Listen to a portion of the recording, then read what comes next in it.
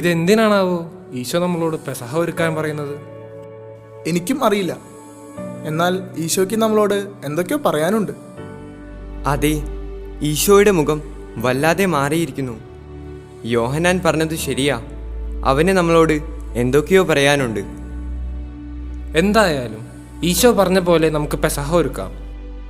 ഈശോ നമ്മുടെ കൂടെ തന്നെ ഉണ്ടല്ലോ.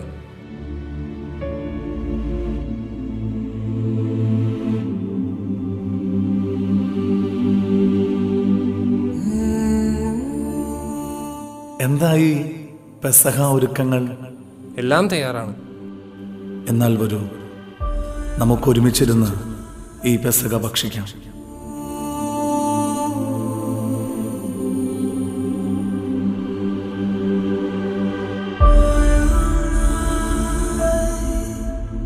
പീഡാനുഭവത്തിന് മുമ്പ് നിങ്ങളോടുകൂടെ ഈ പെസഹ ഭക്ഷിക്കുന്നതിന് ഞാൻ അത്യധികം ആഗ്രഹിക്കുന്നു.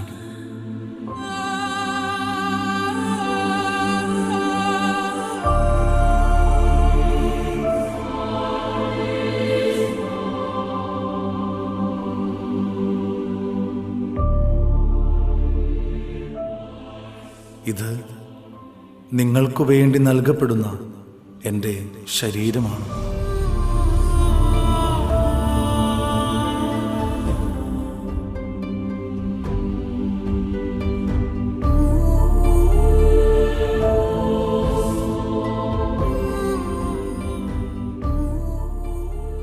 ഈ പാനപാത്രം നിങ്ങൾക്കു വേണ്ടി ചിന്തപ്പെടുന്ന എൻ്റെ രക്തത്തിലുള്ള പുതിയ ഉടമ്പടിയാണ്.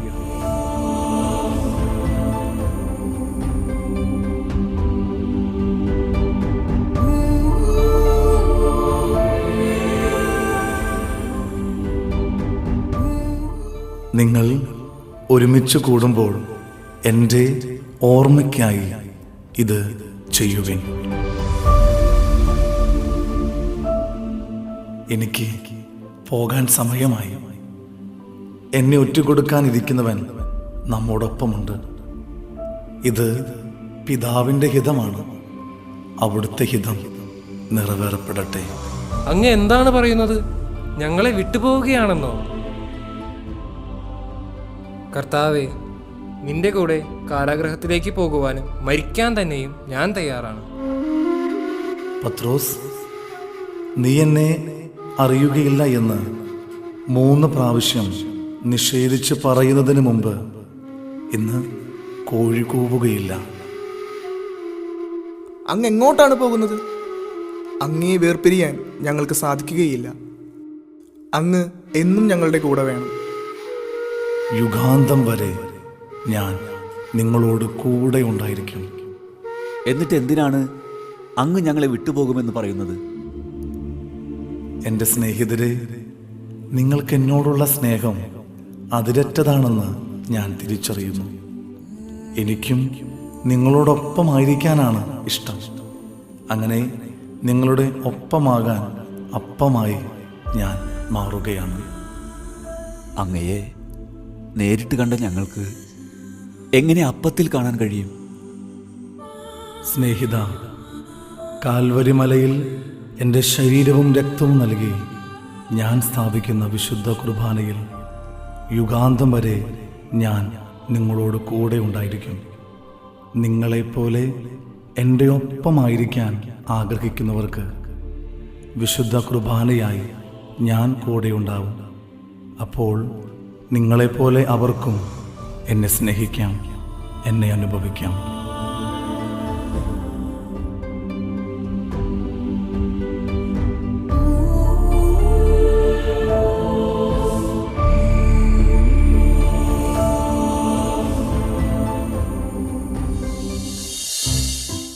ഇതാരാണാവോ ഈ കുർബാനയൊക്കെ കണ്ടുപിടിച്ചത്?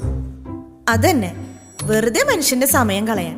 പരീക്ഷയ്ക്ക് പഠിക്കാനുള്ള സമയം കളഞ്ഞിട്ടാ ഞാൻ വരണേ. അപ്പൊ ഞാനോ ഇന്ന് ഫ്രണ്ട്സൊക്കെ ആയിട്ട് പുറത്തു പോയി കറങ്ങിയിട്ട് വരാന്ന് വിചാരിച്ചതാ.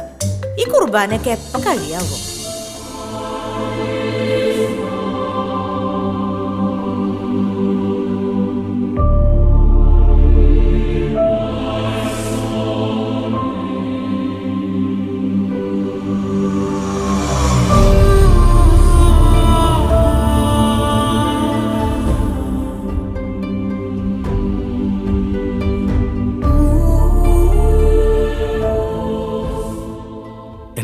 സ്നേഹിതരെ, ഞാൻ എൻ്റെ ചോര ചിന്തി എൻ്റെ ശരീരം വിഭജിച്ച് നൽകിയിട്ടും എൻ്റെ സ്നേഹം നിങ്ങളെന്തേ തിരിച്ചറിയുന്നില്ല?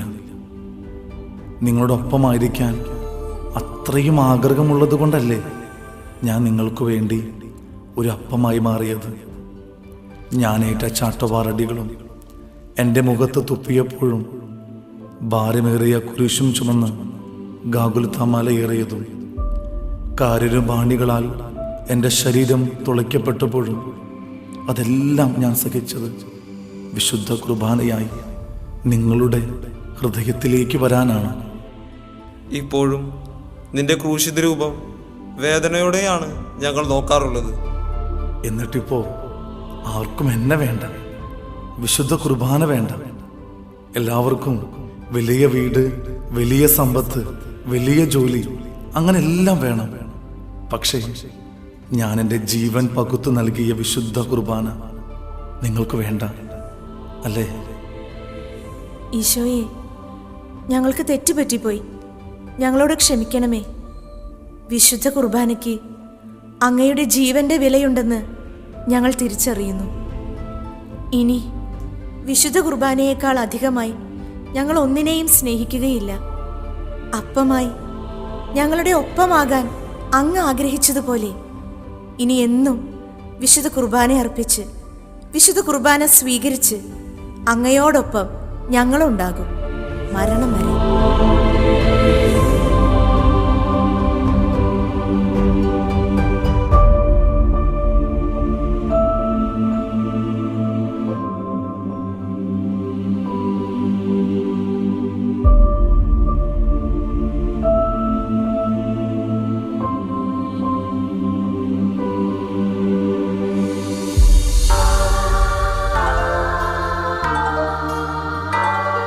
പുരോഹിത കരങ്ങളിൽ ഉയരുമീ തിരുവോസ്തിയിൽ യേശുവിൻ തിരുമുഖം കാണാൻ ആശയോടണയുന്നു ഞാൻ.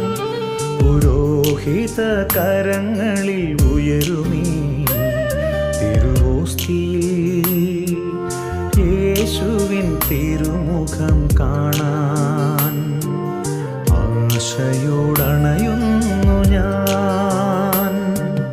ദിവ്യകാരുണ്യ സ്നേഹമേ, ഞങ്ങളിൽ നിറയണമേ. സ്വർഗീയ നന്മയ തേജസ്സേ, അനുദിനം ആരാധന. ദിവ്യകാരുണ്യ സ്നേഹമേ, ഞങ്ങളിൽ നിറയണമേ. സ്വർഗീയ